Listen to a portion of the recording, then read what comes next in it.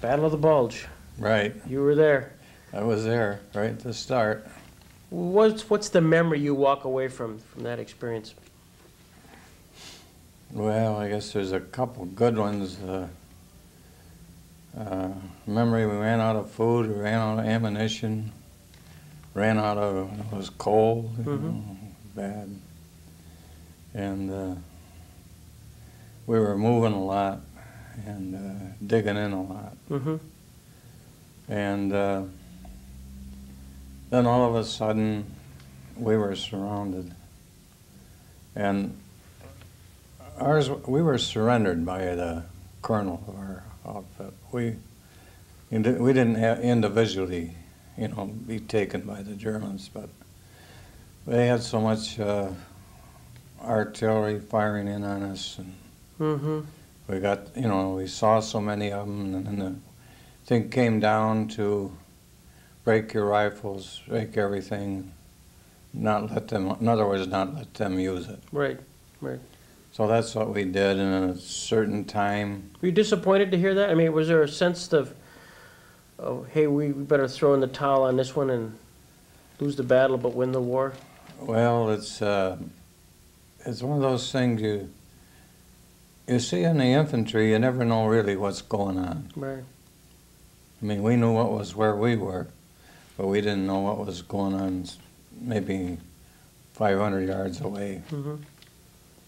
But the amazing thing was a surprise that we went through. So much German everything, men, tanks, everything they had.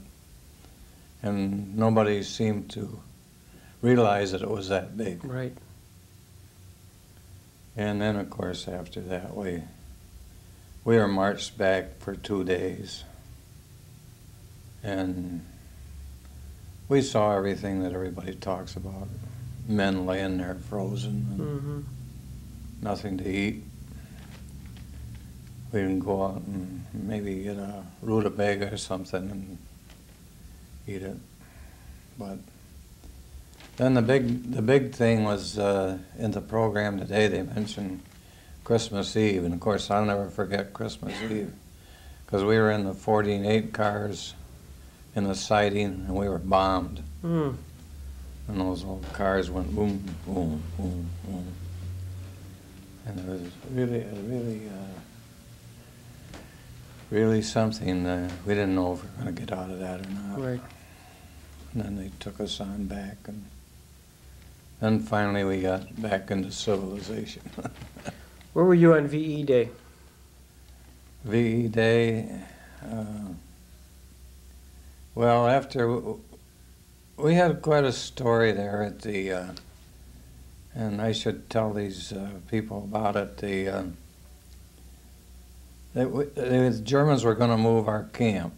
We were all, let's put it this way, we were all sergeants in this camp. I don't know if people realize the Germans are very class conscious. They had privates, non-commissioned officers, big officers, and that's the way we were separated, see.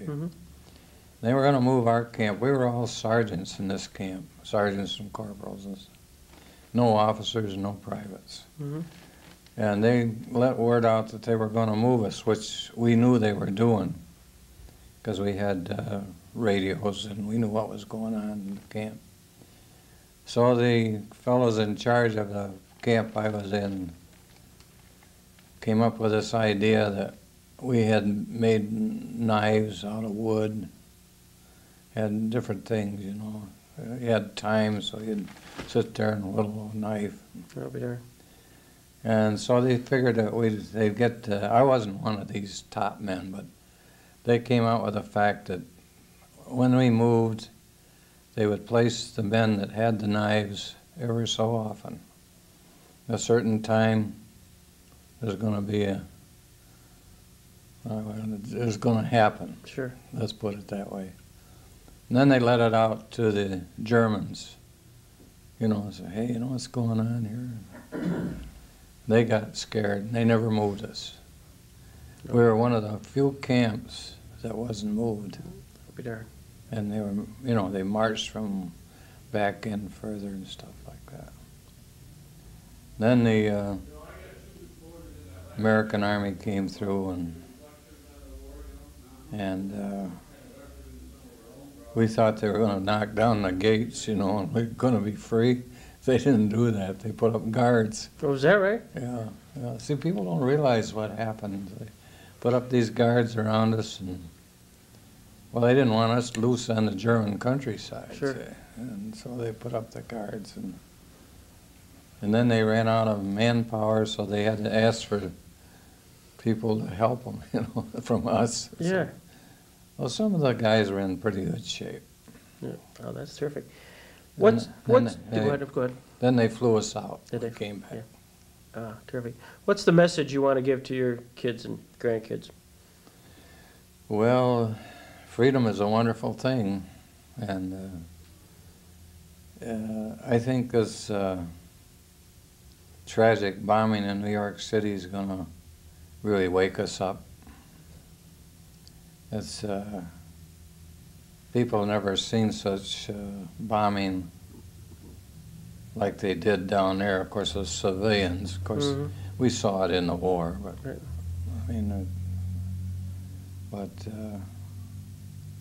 I hope that they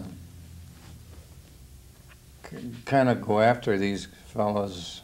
I don't think they're going to do it bombing. I think they have to go in and get it. They have to somehow get it. But I think the people today are, when the time comes, there'll be another great generation. Has been that way all the way through. It's war is a terrible thing, and we always used to say back then, let the leaders go fight it out, and the people could watch it. Well, thank you, Bob. This has been terrific. Take care. Take care. Good to see you. Nice to see you again. Yeah, exactly.